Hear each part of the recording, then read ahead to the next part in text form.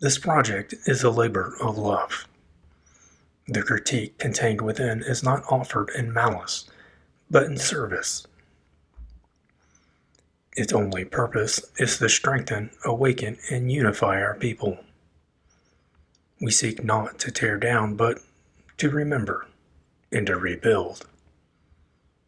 All that is spoken here comes from a place of reverence for what was, and responsibility for what must come next.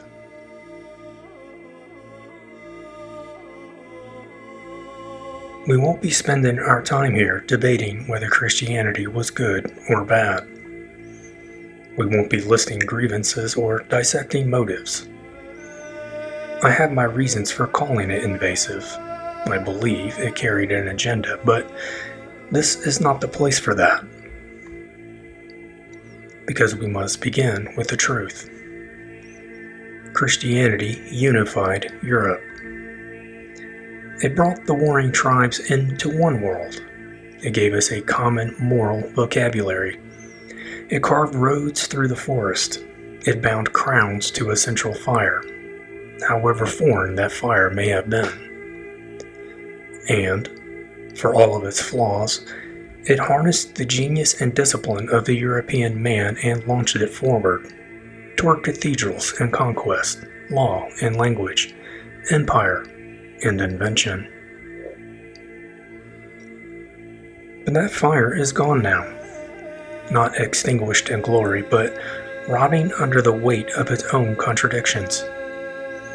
The Church does not unify, it apologizes.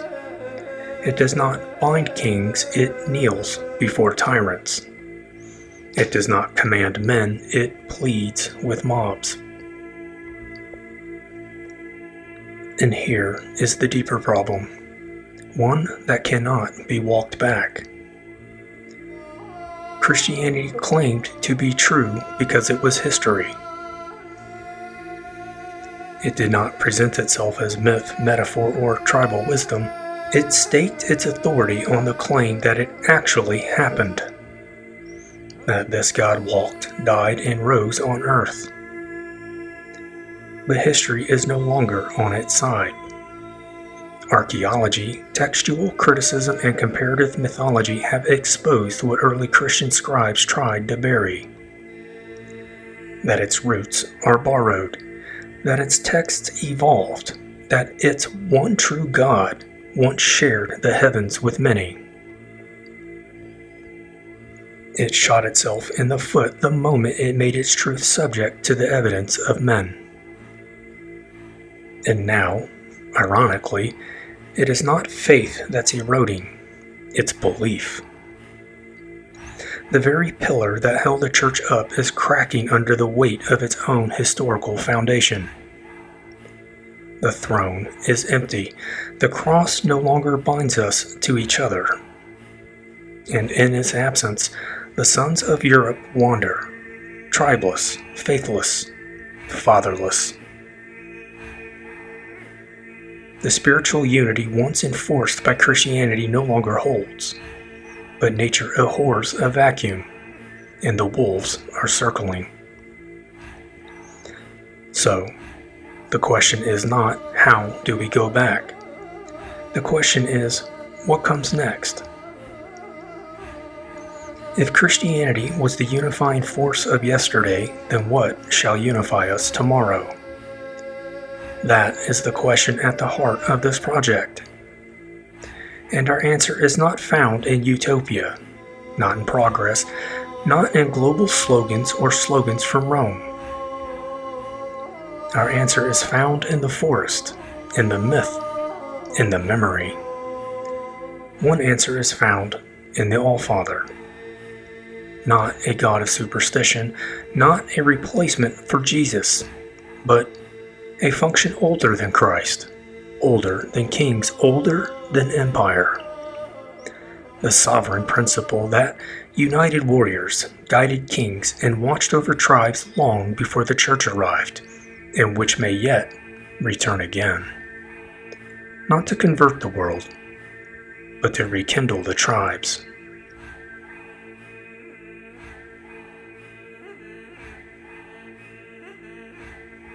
We will not deny it. Christianity united Europe. It gave the continental tribes a common frame, a shared direction. It turned feuding clans into kingdoms and kingdoms into Christendom. And for a time, it elevated the European man, channeling his spirit into art, language, architecture, and exploration. It gave us Dante, Vienna, the Song of Roland. It offered the form of the sacred, if not always its spirit. But unification came at a cost. Christianity did not grow naturally from the soil of Europa. It was imported, then imposed. The gods of the tribes were not gently retired, they were demonized. The kings of the tribes were not crowned in continuity, they were replaced. The myths, customs, and ancestral rites burned, buried, and banned. The Christian church was not a return to the divine. It was a redirection of loyalty. A new priesthood took hold. A new language was forced upon the sacred. And though it bore fruit for a time, that root never healed. This was not a resurrection of the Aryan spirit. It was its interruption. And now, even that system has fallen. The cathedrals are empty. The sacraments are hollow. The priesthood is broken, scandalized, corrupted, and disbelieved. The church that once claimed to civilize now kneels before the same ideologies that would destroy Europe outright. It cannot stand against the tide because it no longer believes its own words. It asks its sons to kneel, to welcome their erasure, to forget their fathers in order to please their enemies. Worse still, it tied its legitimacy to a truth claim, that its doctrines are grounded not in myth but in historical fact. And this may be its greatest vulnerability. Because every year, the evidence grows that much of its Old Testament narrative was lifted from older Mesopotamian and Levantine myths. That the early church fathers edited, excluded, and rewrote as needed to serve Roman expansion. That the New Testament, with all its internal contradictions, reflects more the chaos of its time than the voice of eternal God. That what survives today is not the faith of Christ, but the imperial scaffolding of men. A myth is powerful because it never needed to be fact, but the church claimed fact, and now must bear the weight of its unraveling. The God of Abraham no longer commands the will of European man, and even those who still call his name feel it. The fire has gone out. And while we forgot the old gods, they were preparing. They read Nietzsche too. They knew that once the church collapsed, the vacuum would not remain empty. And so, they rushed to fill it with ideology, with shame, with systems that stripped the tribe, blood, and spirit from the European man. What replaced the altar was not liberation, it was inversion. And unless we act, they will write the next myth, and it will not include us.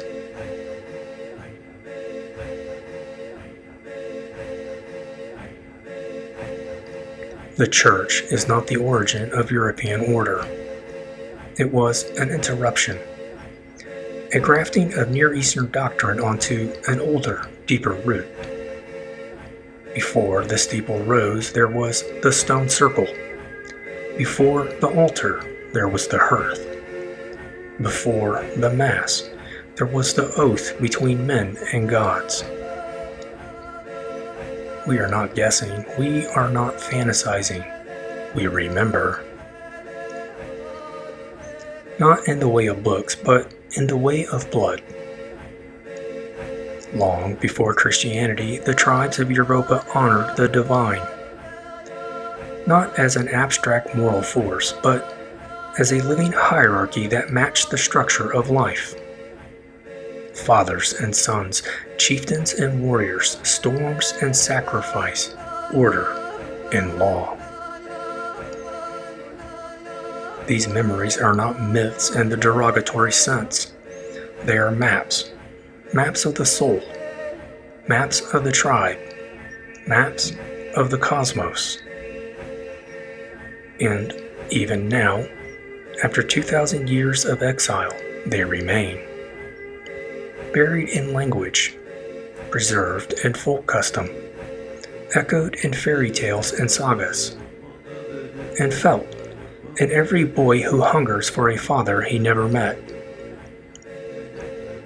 The Indo-European spirit was not annihilated, it was interrupted, and we can feel that fracture. It is not mere nostalgia, it is not a LARP. It is a spiritual wound passed down through generation. Fathers who no longer bless, warriors who no longer guard, kings who no longer rise. But the pattern endures.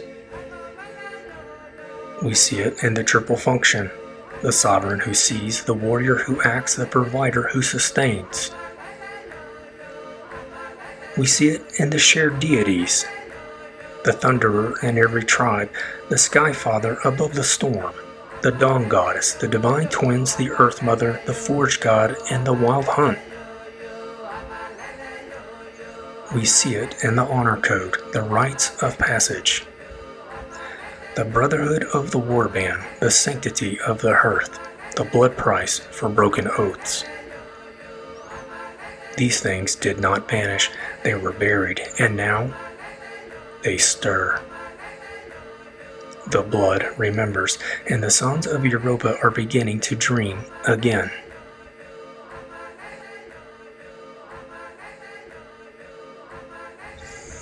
There are men of good heart who still cling to the cross. They feel the rot in the modern world. They feel the fracture. And they turn, rightly, toward what their fathers once believed. We honor that instinct, but we must also tell the truth. Christianity cannot save Europe because it is no longer true, and in many ways it never was. This is not said in hatred. This is not a call to mock Christ or desecrate churches. It is a call to accept reality. The Christian claim was not metaphorical, it was historical. It declared a moment in time, a virgin birth, a crucifixion, a resurrection. It pointed to specific events in the specific land under a specific God. And this is where the trouble begins. The more we uncover, the more we verify, the weaker that claim becomes. The supposed fulfillment of prophecy becomes mistranslation. The divine genealogy becomes a political construction. The moral message becomes universalist poison, applied unevenly to justify empire, then egalitarianism, then guilt. The Bible is not uninterrupted word of God. It is a stitched-together anthology, edited, redacted, and politicized across centuries. The earliest versions of Deuteronomy don't match the later ones. The Gospels contradict. Paul creates a new faith entirely. The Old Testament itself admits there were many gods. Deuteronomy 32:8 tells us the Most High gave Yahweh only one people, Israel. Psalm 82 shows Yahweh among gods, judging them. The book of Job features a divine council, not a monotheistic court. Even Christ in John 10:34 quotes, "You are gods." What we call monotheism is not the faith of Moses. It is the philosophical reinterpretation of Roman theologians designed to rule. And rule it did, with brilliance, with beauty, with brutality. But that age is over. The claim that once unified Europe now divides it. The fire that once warmed us has become a museum, a husk, a memory hollowed out by corruption, contradiction, and decay. We do not hate the Christians, we thank them. They gave us cathedrals and law, song and sacrifice, discipline and unity. They gave us kings crowned by heaven. They gave us purpose in the age of empire.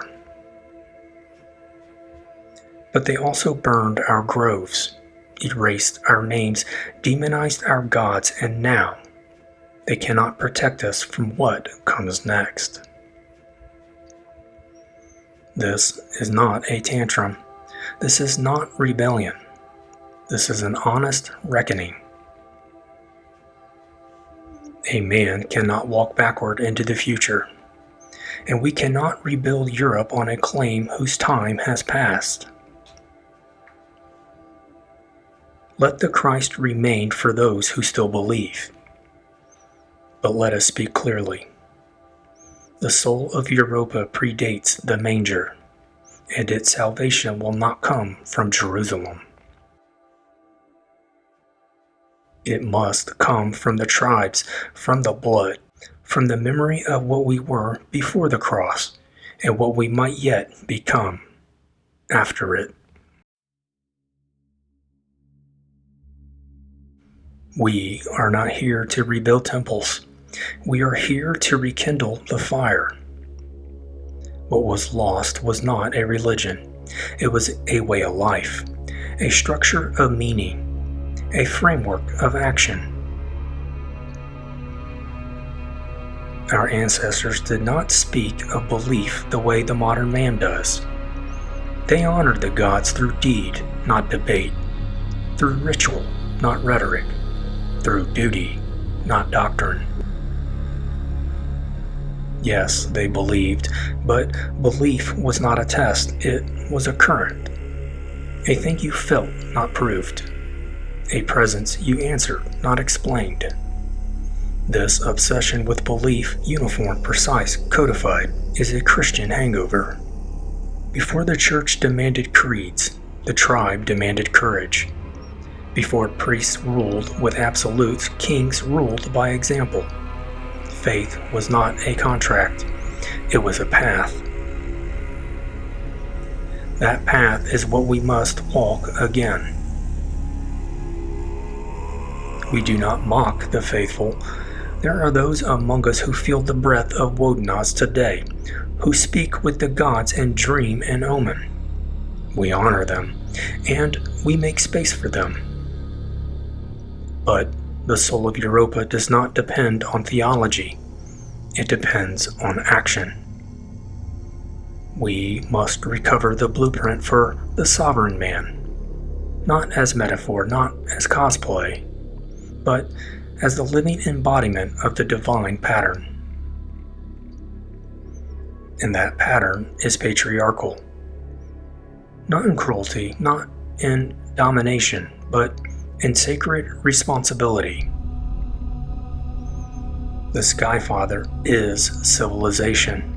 He orders, he judges, he protects, he builds. When we forsook him, we did not become free, we became lost.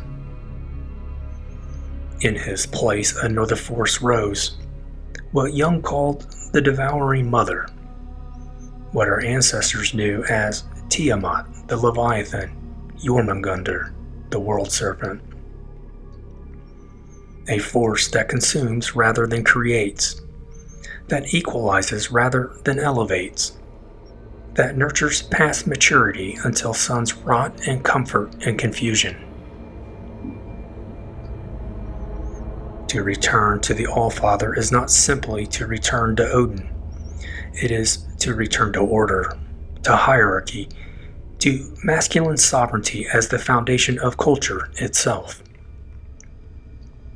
We must kill the serpent again. We must rise above the waters of formlessness. We must become kings again, not in crown, but in conduct. This is not mythology. This is the structure of reality. And if we do not reclaim it, others will erase it. We return not to believe harder, but to live higher. This is not about conversion. It is about remembering who we were before we knelt, and who we must become if we are to rise again.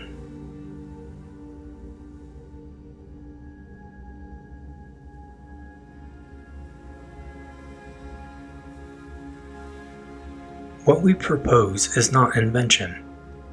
It is memory, called forth again from the bones and blood of Europa. Ours is a tradition of adaptation, not compromise, not corruption, but creative remembrance. The Indo-European soul does not freeze in time. It bends without breaking. It remembers through metamorphosis. When the climate darkened in 536 AD, the Norse did not retreat. They created Fimbulwinter, a myth of eternal frost, a world devoured by wolves, and the promise of renewal through heroic death. It wasn't fantasy, it was encoding, a way to carry truth across generations in the only form that survives collapse: story.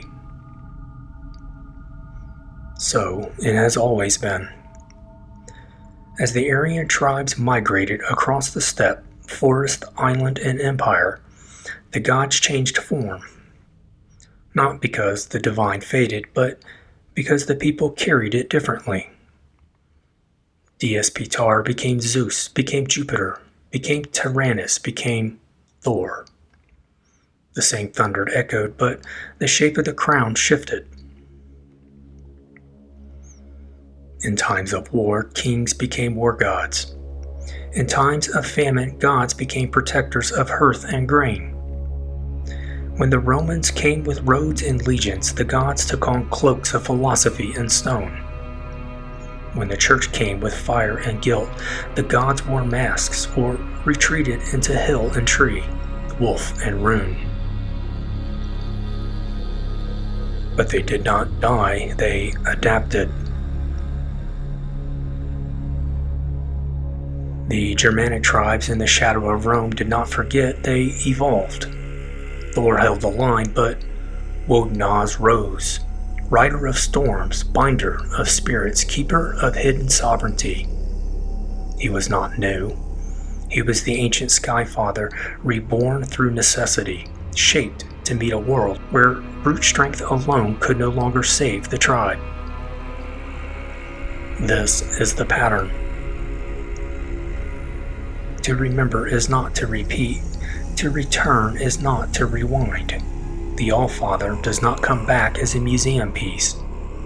He returns in form fit for fire. What we offer now is no different. A structure, not a superstition. A crown, not a costume. A way to bind the tribes of Europe. Not by erasing their tongues or thunder gods, but by restoring the sovereign function that once held them in fraternal order. And so we say again, this is not invention. This is the oldest truth, adapted for the final winter.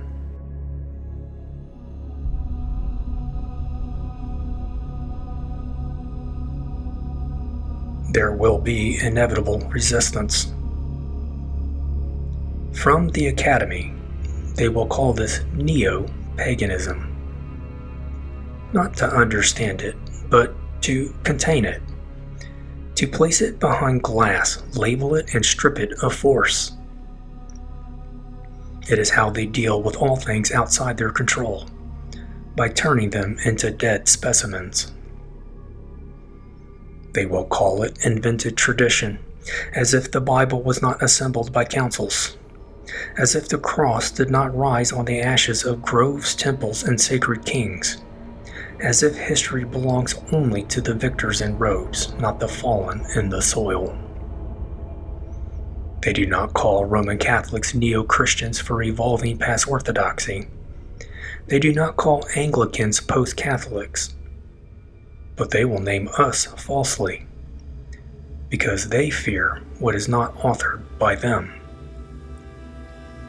They will mock the myths, then teach foreign ones as fact. They will sneer at kingship while bowing to technocrats. They will invoke tolerance, but never towards your ancestors. And why? Because what we offer cannot be peer-reviewed. It cannot be sterilized, abstracted, or bought. It is blood memory, and that terrifies a world built on forgetting.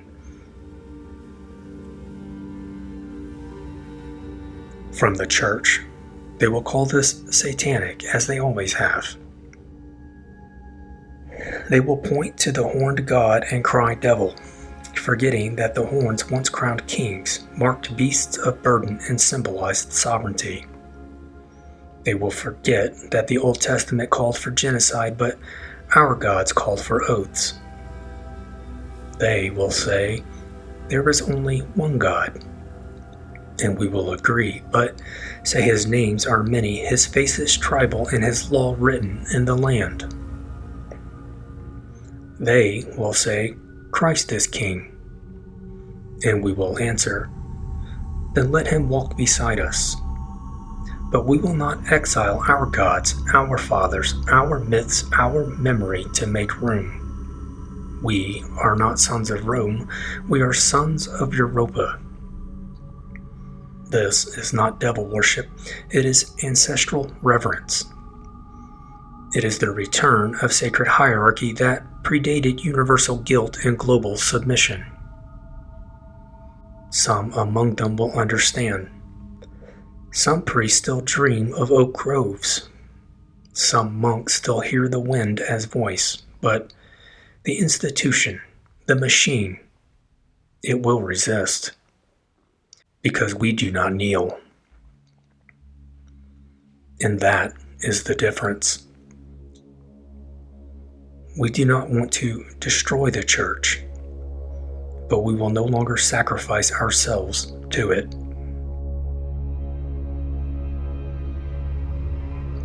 There will be those who claim to stand with us, pagans in name but not in spirit, heathens in costume but not in courage.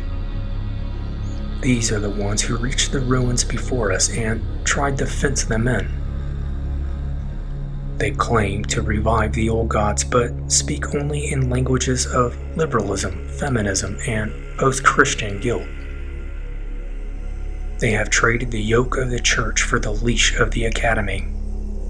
The same hostile ideologies who infiltrated every institution also infiltrated the spiritual revival. And these gatekeepers now stand at the crossroads hoping to block our return. They will tell us the old ways must be egalitarian, soft, symbolic. They will say there are no kings, no oaths, no sacred hierarchy, just drum circles and craft beer in the woods. They are wrong, and worse, they are useful to our enemies. They wear cloaks and call it culture, but they take no risks, fight no battles, protect no bloodline, and build no legacy. They posture as mystics, but act as saboteurs, reinforcing the church's old slander that paganism is chaos, vice, and witchcraft. They are hollow, and they are in the way. We will not hate them, but we will not follow them either. Let them return, if they are willing to walk the road of kings. Let them serve, if they are ready to sacrifice, not signal. But let no man confuse their inertia for leadership. This is not a theater of myths. This is a masculine warrior tradition as it once was. And the reins of our culture will not be handed to those who refuse to bear its burden.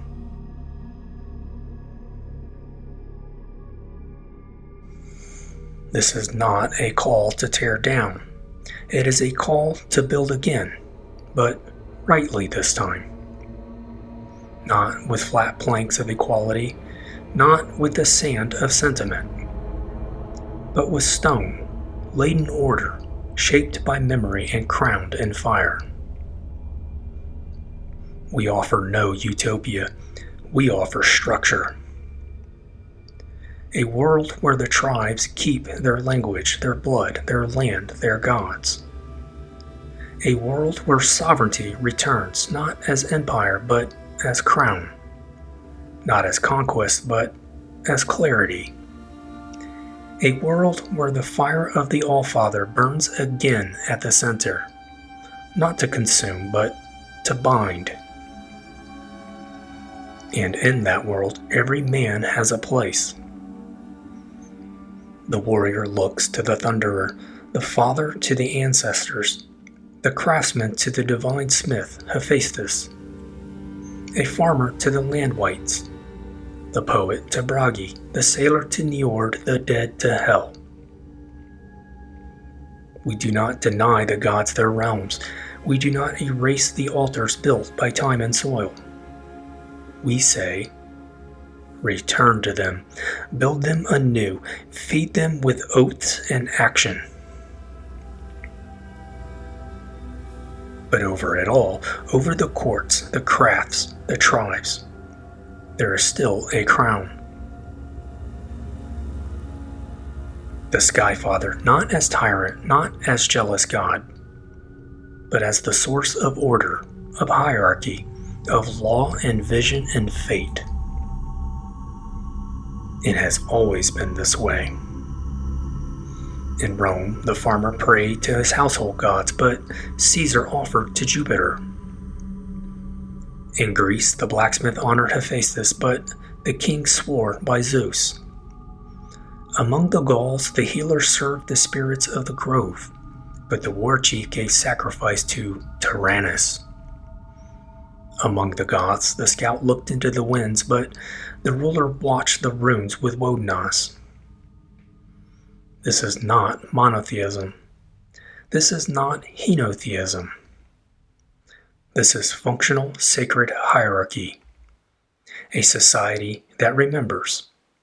Not all flames are equal. The hearth fire warms, the forge fire shapes, but the sky fire rules. And so it shall be again. We are not building a religion, we are restoring a spiritual framework. One that allows freedom within form, diversity within direction, and power without chaos. A place where every god has his place, every tribe its banner, every man his oath. And above them all, not in place of, but over the sacred flame, the Allfather, the sovereign flame of Europa. This is not for everyone. It never was. Most will scoff, some will fear, many will wait until it's too late. But there are others. There are those who still feel the silence in the woods, who feel watched not by cameras but by the past, who wake in the night with the taste of iron and fire on their tongue and do not know why, who look at the ruins of Europe and feel not pity but purpose. This is for you, for the ones who still feel the blood move when they hear thunder, for those who know the difference between history and memory, for those who were born too late to fight for their fathers, but not too late to become fathers worth fighting for. You have been called many names: lost boy, extremist, larper, pagan. Let us speak clearly now. We are not pagans. That is a name given to us by men who burned our groves and mocked our dead. We are not idolaters. We are not relics. We are not ashamed. We are not the last sons of a dying race. We are the fathers of future kings. We are Herios. We are Aryans. We are the Shining Ones, the sons of fire, the heirs of the crown, the last blood of the first flame. We are the fire of civilization. We are the return of the king. We are the storm before the dawn and the order that will follow. What we summon now is not a movement. It is a memory awakened, a vow reforged, a standard lifted not in rebellion but in rightful restoration. The Einherja are not myth. They are the men who remember, the ones who choose to bear the weight, the ones who will not let the world go quietly into the night. So rise, not to protest, not to plead, but to build again. Build your altar, train your sons, name your ancestors, and light the fire, not as symbol, but as a signal and beacon. The Allfather has returned, not as doctrine, but as flame, and he awaits to see who among you still bears the spark, and who will become the crown. Embrace the warband. Until next time.